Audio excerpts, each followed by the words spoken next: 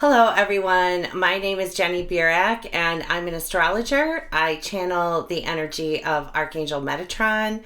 I'd like to say welcome to all of my new subscribers and welcome back to everyone else. And a thank you to everyone who has subscribed and liked and shares my videos, everyone who sends comments and emails of encouraging ones. I'm always grateful to get those. Thank you. We've had quite last couple of weeks have been quite something. See a lot of shadow up playing around, and as Metatron likes to say, the shadow is noisy and it likes attention. So I just want everybody to remember that, there are enough of us now who are coming in the light and who are on the path of self-discovery and coming to our gifts, into our psychic gifts, and in communication with spirit. There are enough of us who understand that we're part of the energy of creation, and that this is all, the tide is going to turn, is what he's saying right now. The tide is going to turn. So we've got a huge month. This month is a whopper. So we've got, let me think, Venus, Mercury, and Neptune will all change directions this month. Mercury, Mars, Uranus, Jupiter will all change signs this month. And also the nodes of fate will change signs this month, and that's big. So here we go, everybody. When I asked Metatron for what a word that would describe, I actually just said what about November. The word that he gave me was turbulent. So when all of these things are going on around us, and he's talking about that, collectively, that it's going to feel very turbulent.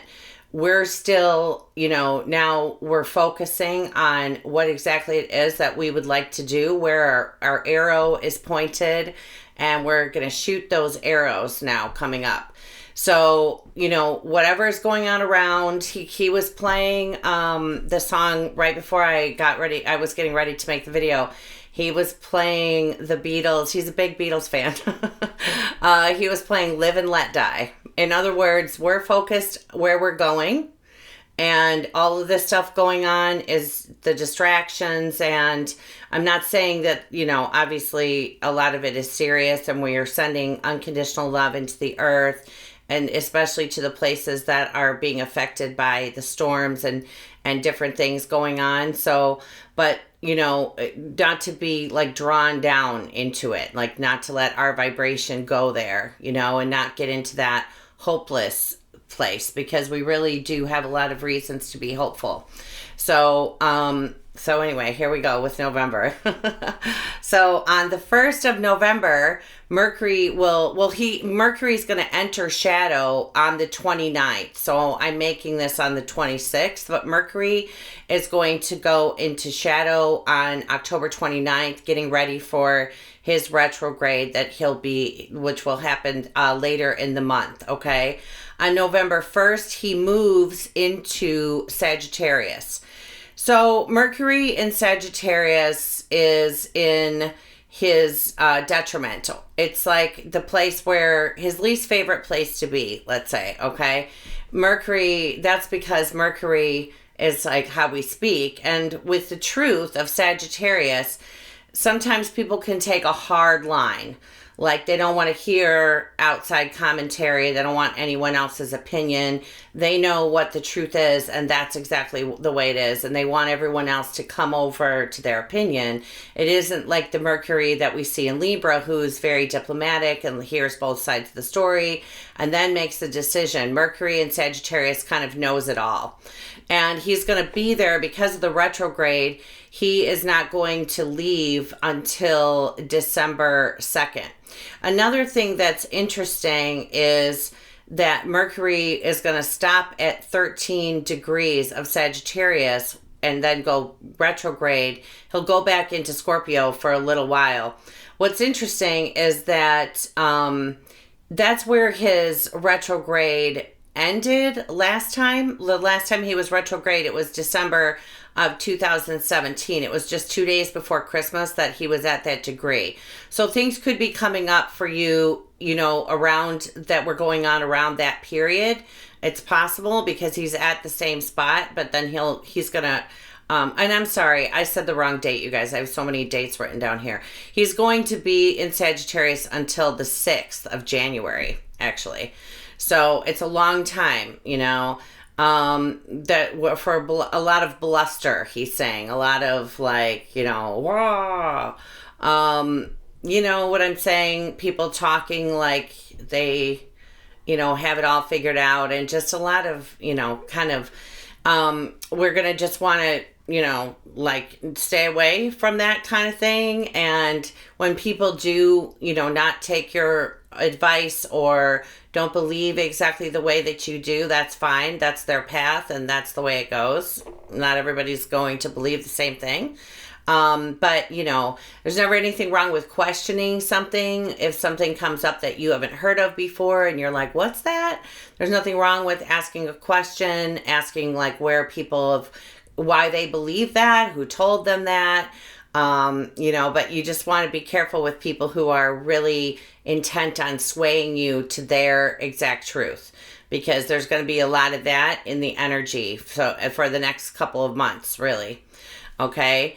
And then also that day on the 1st, Venus will go back into Libra. So she's retrograde in Scorpio right now. She's going to go back into her own domain of Libra, you know, balance and justice, the scales of justice, being diplomatic. So that's good. So on November 1st, we're going to feel, which is funny because it's Scorpio season, but we're going to feel a lightening of that energy a little bit. Now, Jupiter is still sitting at the very end of Scorpio when we enter November. Whenever you get to the end of the sign of a sign, you get like the most energy of that sign. So there still is quite a bit of Scorpio, but it'll be alleviated a little bit with those two planets moving into different constellations. So the morning star, which is what Venus became today on the 26th, she made an aspect which is called Cazimi. It's when a planet comes right up to the sun. It's an aspect of genius. If you have Mercury, Cazimi, the sun in your natal chart, Cazimi is sometimes when planets are close, it's called combust, okay? When they're like, if Mercury's within like 8 degrees, but then once they get to that magical, it's less than 1 degree when it's Cazimi, okay? But that for Venus, that's when she becomes the morning star. So Venus as the morning star is more spontaneous, eager, impulsive, and emotional. Those are 4 words for Venus. So, you know, we want to be careful now with Venus being in Libra too, that we're not jumping into a new relationship, or he's saying jumping to conclusions. So just apply that where it goes. Yeah, so she can be a little bit feisty still, even though she's going into Libra. On November 6th, Neptune trines the sun and also makes a trine. So when there's a trine, it's when 2 of the planets are in the same, element, okay? So they're both in water. Neptune is in his home of Pisces. And then, what am I talking about? The sun is in Scorpio, okay? So this is a day where we can feel very inspired.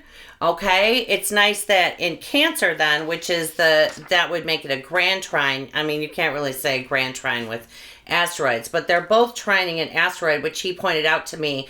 It's called Altagira, and it is about creation, dreaming, envisioning, imagining, and it has to do with your ancestors, spirits, ghosts, the supernatural, and psychic phenomena. So what that tells me is that day, that is the 6th of November, is a day with a lot of creative, visionary energies, and it's perfect because we're coming into that new moon the next day. So it's great that that's all set up for us. So in other words, Neptune's going to trine that new moon too, but that will start on the 6th. So anything that comes to you, you know, as far as creative inspiration, write that down. Or you could just be getting messages, a lot of messages from spirit that day when Neptune trines the sun.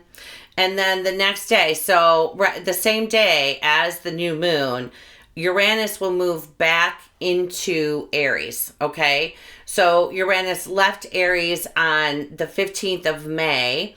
It was when he squared Mars at the time, and that's when Haumea went off for the first time back in the summer. It was in the middle of May. So now he's back. Uranus, the one who brings freedom, who sets us free, who, you know, takes the chains off and wants us to soar and to be free to explore and to do whatever it is that we'd like to do. He's back in the constellation of the self, okay? So, and also he's going to be in mutual reception with Mars, and Mars is the ruler of Aries.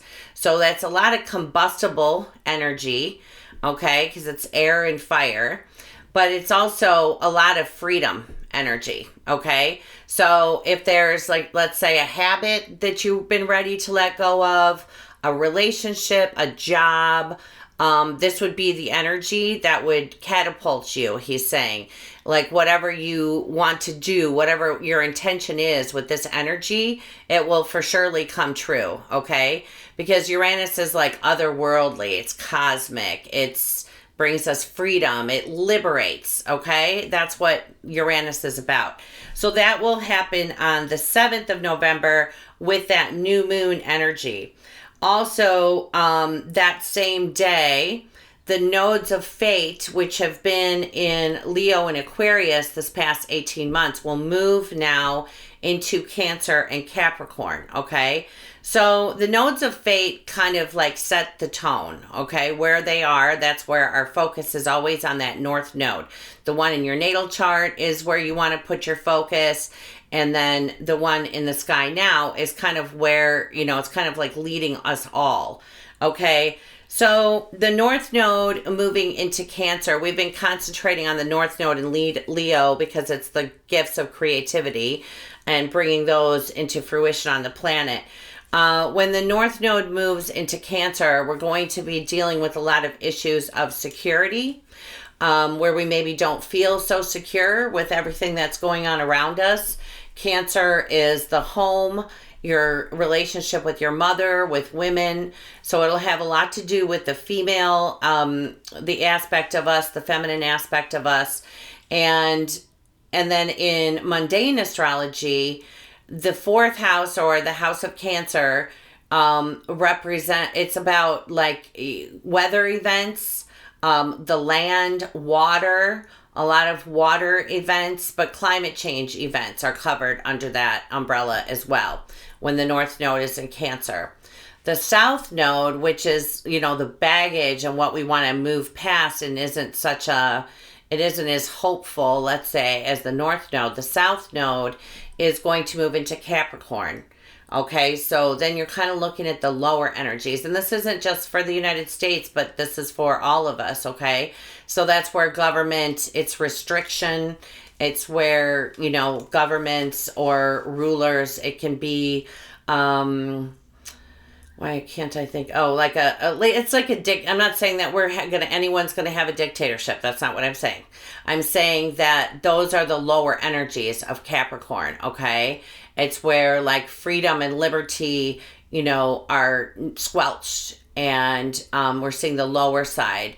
It could even, you know, playing with that Pluto, Saturn energy going on in Capricorn right now, which is like the tower. It'll just contribute more to that, but more to the Pluto side of things, okay? And the lower energies of Saturn.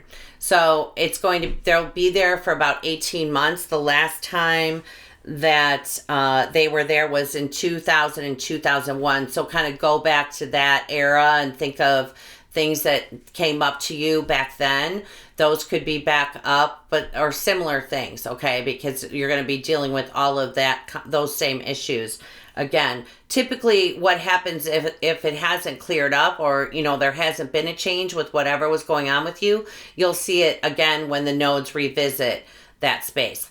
So we're going to talk about that a lot more, as the months go on. I'm trying to do the entire month, so I don't want to make this video too long, but the nodes changing signs are a big deal. Okay. So then that same day on the 7th, then we've got the new moon at 15 degrees and 11 minutes of Scorpio. Chicago time, that will be 10:01 a.m. London time, it'll be 4:01 p.m. And that's on the 7th. So with the new moon, it is at 15 of Scorpio. So I was going to read, this is the Chandra symbol, or Chandra, not really sure. It's CH if you want to look those up. It is a woman with a gold tooth. An extraordinary gift, very usable and utterly redemptive. You invent, conceive, bring into being whatever you hope for and whatever you dread. Usually the dreads come up more first and dominate for a while. In this cycle, you stir up the world's most extreme melodramas, each one of them marked no way out, no way through. If you should outlast your dread demons, and you shall, you will find in a very different direction that there are equally powerful hope angels. You hope and wish and yearn for everybody to go free, and this wishing has deep, uncanny power.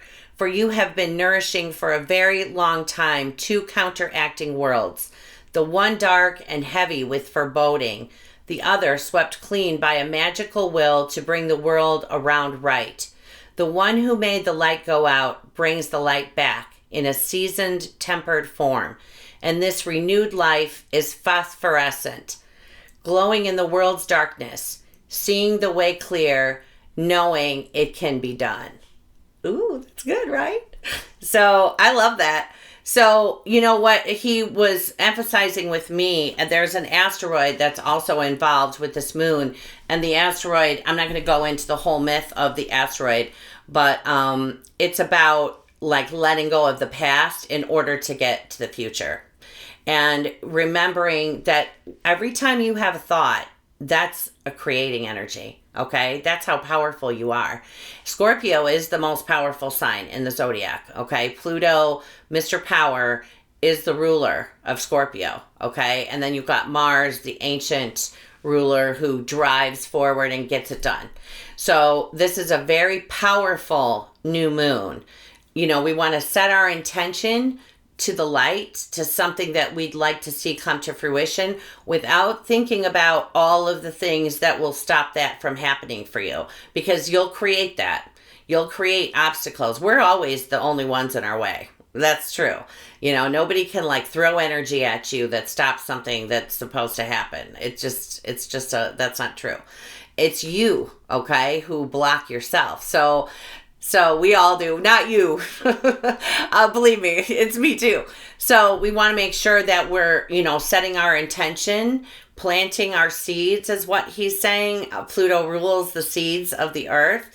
And we want to, I don't know what you guys do for ceremony. I typically light a candle and have a list on the one side of the paper. I write down everything that I want to let go and release. And then the other side of the paper, I write down what it is that I'd like to bring in. And then I burn that. I have a little ceremonial bowl, but you could use a foil pan. That's what I used before I got my little bowl. And then once it's ash, I sprinkle it outside on the ground, showing the universe I'm planting the seed. I'm letting the universe know that that's what I'd like.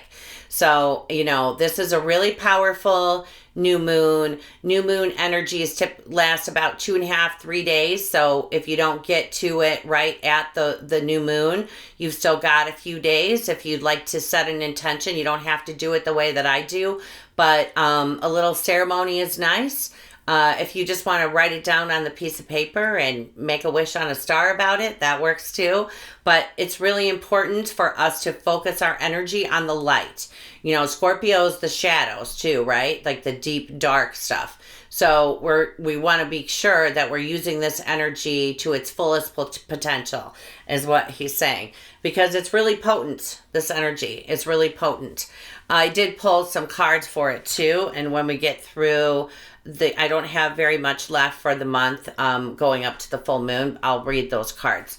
So then we've got on the 9th, Jupiter enters Sagittarius, his domain. I think that we're going to feel a lot of relief when he goes into Sagittarius. I really think so. I really think so. You know, he's been in Scorpio all year, so it's just been a lot of dredging the bottom of the swamp. Now, the 9th of November, again, another 9, the 9th of November, he's going to go into Sagittarius. I said before in another video, I feel like what he's found out about the sexual secrets and dirty money and all that kind of stuff, it's going to come out during that next like 12, 13 months that he's in Sagittarius, I think is when we're going to hear about things that we haven't yet, but that it's coming out. I really feel like that. It helps that Mercury is there too for that. So Jupiter and Sagittarius are about, Jupiter is the planet that sends us on a quest to find the truth of our own existence.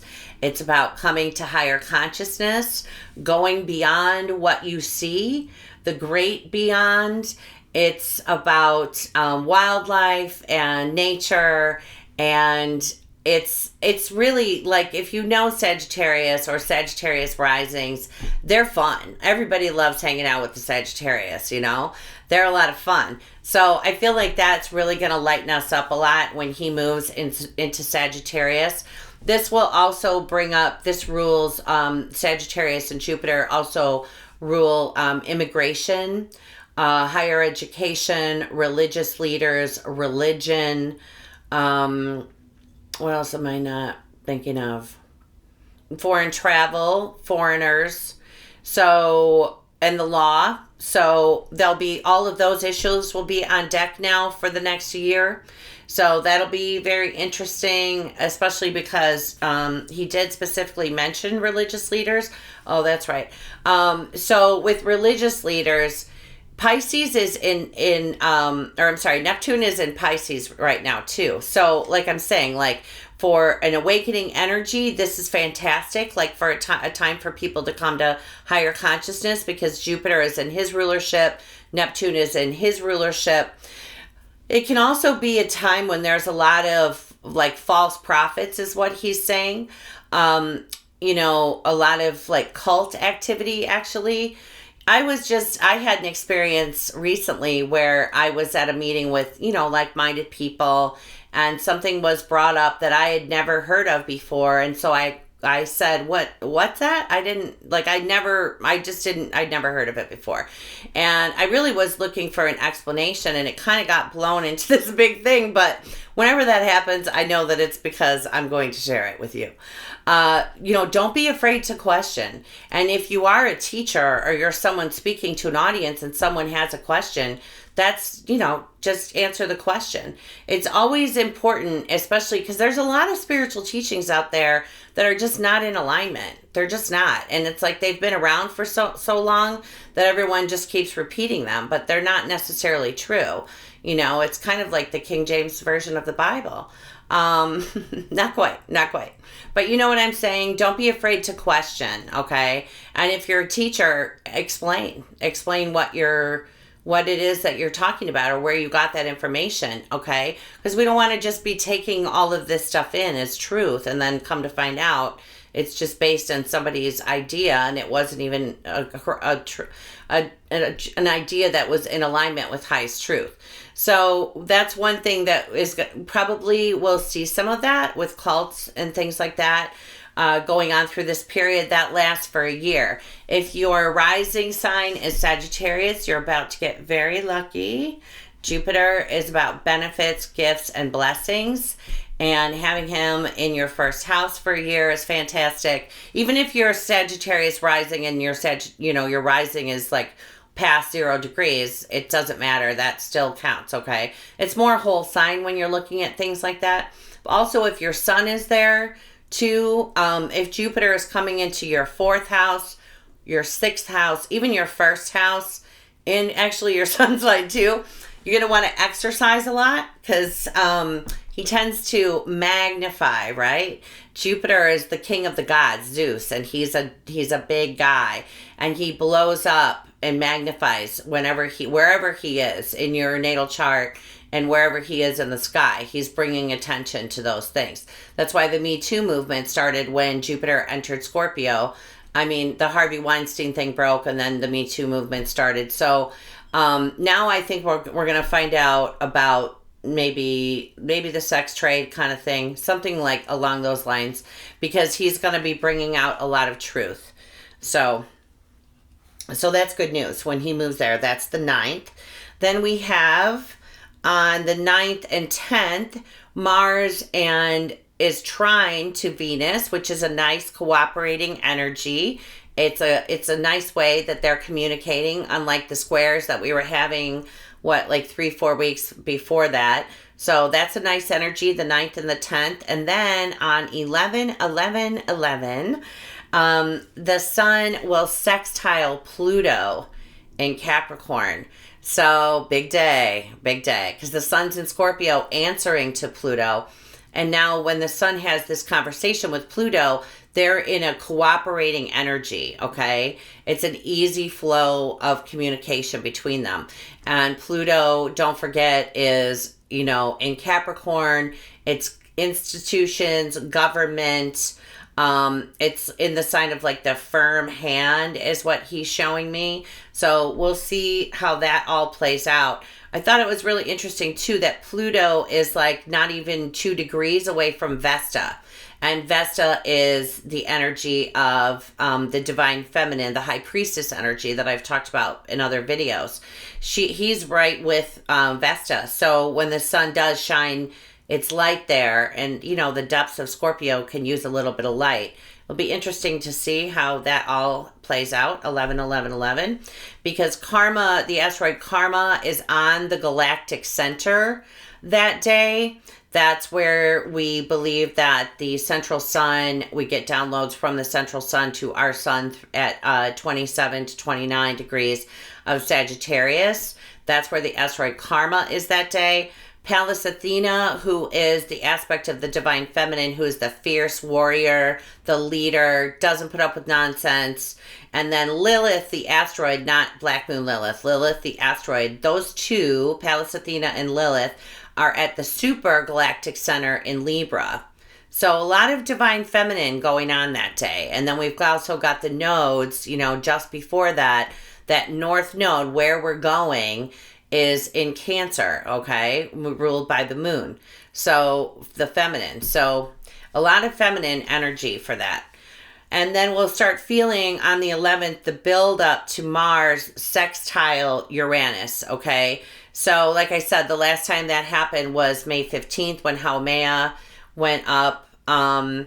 And then so that's when they're going to be in mutual reception too. So like I said, a lot of combustible energy. It perfects on the 15th, but really feeling that build up, we'll feel that build up, okay? Because they squared 3 times already this year. And Mars has been answering to Uranus. Uranus was answering to Mars right up until May 15th when he went into Taurus, and then Mars went into Aquarius, and then Mars was answering to him. Now they're going to have a conversation that's like a cooperative conversation, and then just after that, Mars tips into Pisces, okay? So Pisces, water. Mars, what one of my teachers said about Mars and Pisces is he just sort of lays there and doesn't like jump up unless he absolutely has to. I'm not so sure about that. I don't really see it playing out that way. That's for a natal chart. I don't really see it playing out. Now, one way to look at that is the spiritual warrior, because Pisces is about spirit. But this is also about like fire and water energy. I feel like more water energy kind of having like a driving force in the water. is the way that I'm seeing that that's going to play out. So, but we'll see. But when Mars tips into Pisces, we'll feel that shift. And that's all happening again on the 15th. On the 16th, Mercury will move retrograde until December 6th. So he's going to move back into Scorpio. He's going to move back. He gets to, I think it's 13. Yeah, 13 degrees. And then he's going to move back into Scorpio on December 2nd. And so still we're going to want to watch the way that we're talking to people, especially over the holidays. That's a good thing to remember. Yeah, so, and then he'll be retrograde until December 6th. And then Venus on the 16th. So these are both on the 16th. Venus moves direct. So as soon as Venus is finished with her retrograde, Mercury is going to start his retrograde. It'll be nice that Venus will be direct in Libra. I feel like we're going to feel a lot of relief with that. On the 20th then, Mars in Pisces will square Jupiter in Sagittarius. So this could be a moment of divine inspiration. It could be a water event. It's possible. Because, a square is that energy of tension, and you're talking about Mars, and then you're talking about Jupiter. So it's like fire and air. Well, no, not air, but it's fire. Jupiter's actually, that's a fire sign, Sagittarius. So we'll see. I don't know. I'm not really getting anything on that, but we'll see what happens. But that's a good day for divine inspiration. Or if you've decided where it is that you're going to point your arrow, that's a good day to let that arrow fly, because a square is powerful, okay? And Jupiter is blessings and gifts. Mars is like where we're headed, like strategy to, and it's the arrow, okay, that gets sprung. And then on the 22nd, the sun enters Sagittarius. I think that's fantastic. It's going to be on Thanksgiving. So that'll be a nice energy for all of us on Thanksgiving Day.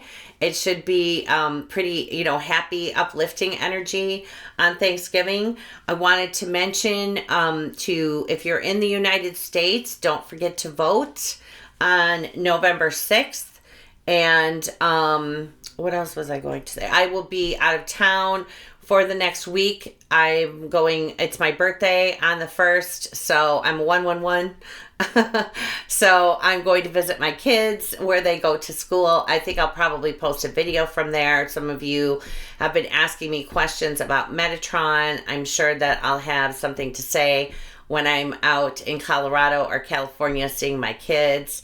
So anyway, everybody, have a great month. It's a really magical full new moon that we're having, and I'll be back next week, and then we'll do another video covering the full moon. That's a really big full moon that we have coming up in Gemini too. So everybody take care. Thank you so much. Bye-bye.